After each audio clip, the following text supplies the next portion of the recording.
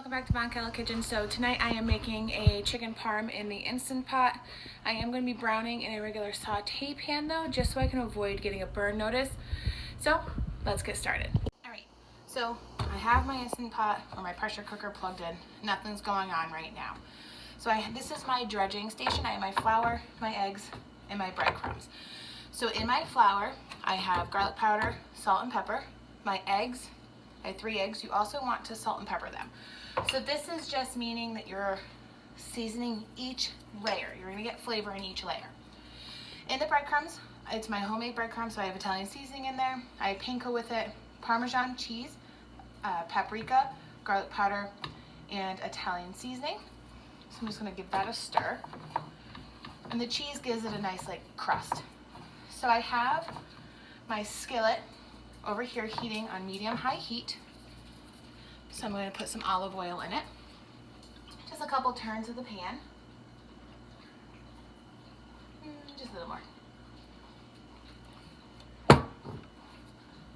Give the flour a nice mix. And break each yolk. And just give it a whisk. So I am using 2 chicken breasts. You want them to be about an inch thick, because you want even cooking time. So I pounded one of them out just a little bit, just so it was the same thickness, because you don't want one cooked chicken breast and one raw chicken breast. So you always do the flour first. And if you're doing fried chicken, double dip. And I know they say 1 dry hand, 1 wet hand. However, that's never the case. Excuse me. So when you're making fried chicken, what I mean by double dip, I mean do the egg wash,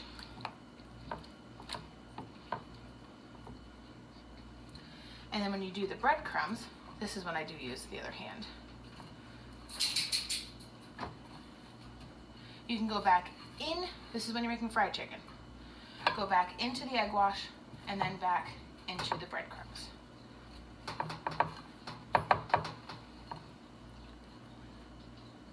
So I'm going to add this one to the pan. And the reason I'm doing this separate, like I said, you don't want to get a burn notice. If you brown, especially if you have a stainless steel, I have a non-stick, but you can still get the burn notice.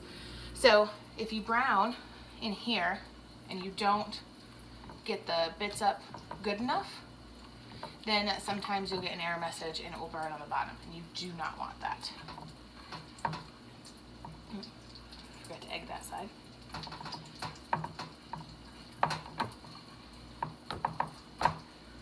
Alright. As you know in the past, if I get doing something, I'm not a good multitasker when to talk and do things. But this way, all you're doing is browning it. You're not cooking it through, because we're going to finish cooking it in the pressure cooker. So I'm going to clean this up, rinse my fingers off, give those a flip in about 60 seconds, and then I'll show you how to go about with the Instant Pot pressure cook meal altogether. Alright, so, sorry, I have you rocking. My bad. So I'm going to add in 2.5 cups of stock to the pot. I'm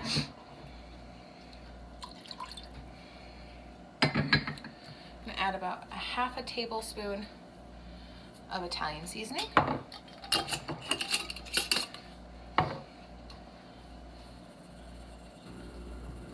About 1 teaspoon of minced onion. And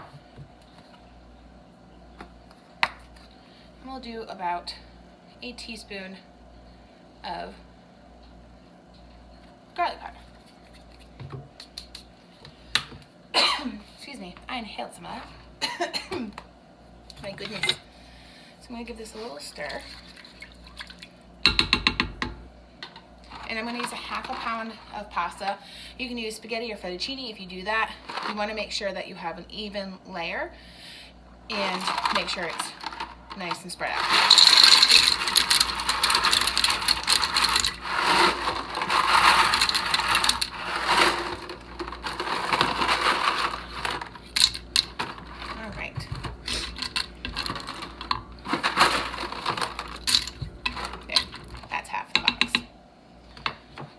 I have 16 ounces of tomato sauce and then 8 ounces of tomato puree, just because I like it on the thicker side. So I'm gonna add in 3/4 of the sauce.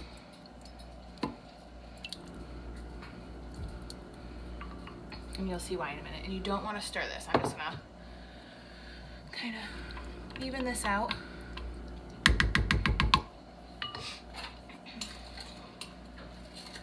Put our chicken breast on top of the sauce.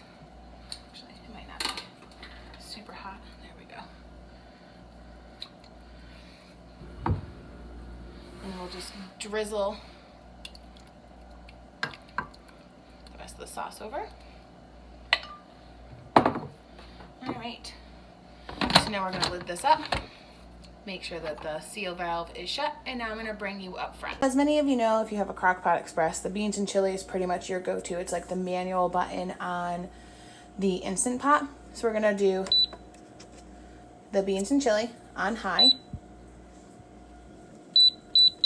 6 minutes, and when it beeps off, you want to let it just sit here, do a natural pressure release for 6 minutes, so this will count up. So the 6 minutes is up. So I'm going to shut this off, do a quick pressure release. I have some sliced mozzarella. They came pre-sliced. I was so excited when I actually opened the package. I went to go slice it and I was like, oh, they're already done. That was fabulous. So I'm going to take the chicken carefully out. I'm going to put it back in this pan. I have the oven heated at 400 degrees just so the cheese can melt over the top. Now we finish off the pasta. So this is going to take about another minute or so to finish releasing all the steam, and we're almost done. Right. So that valve has dropped. As I always say, open away. Here. And where is, I guess I'll use a slotted spoon for this. So I'm just going to take out the chicken. I'm just gonna pop it right back in the pan. So why dirty another dish?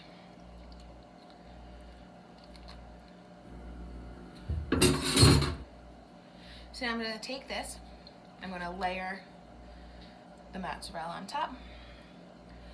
Just shingle it over.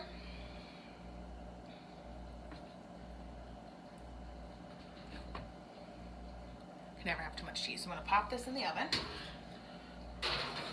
Turn it down just a little. I'm gonna give this a stir. Oh, those noodles are cooked. Yeah. So this is what's awesome, is that you don't have naked pasta, which you should never have naked pasta. That's a sin. You don't do buttered pasta just with a dollop of sauce. You toss it. You just, yeah, can't have naked pasta. So I'm gonna do about just a couple handfuls of cheese. So it's about 3/4 of a cup to a cup of shredded mozzarella. If you also have Parmesan cheese, which I use the rest of mine, excuse me while I rinse my hands, in my breading, you can also put Parmesan cheese in there. It is really completely up to you. Get this all nice and mixed.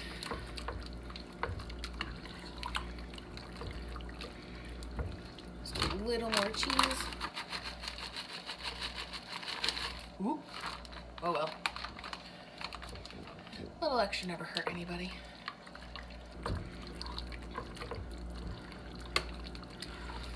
All right.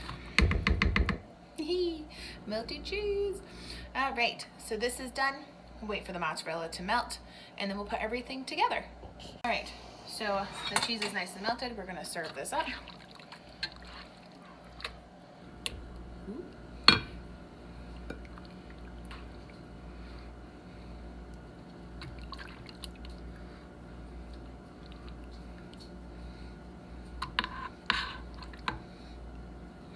Cheese everywhere.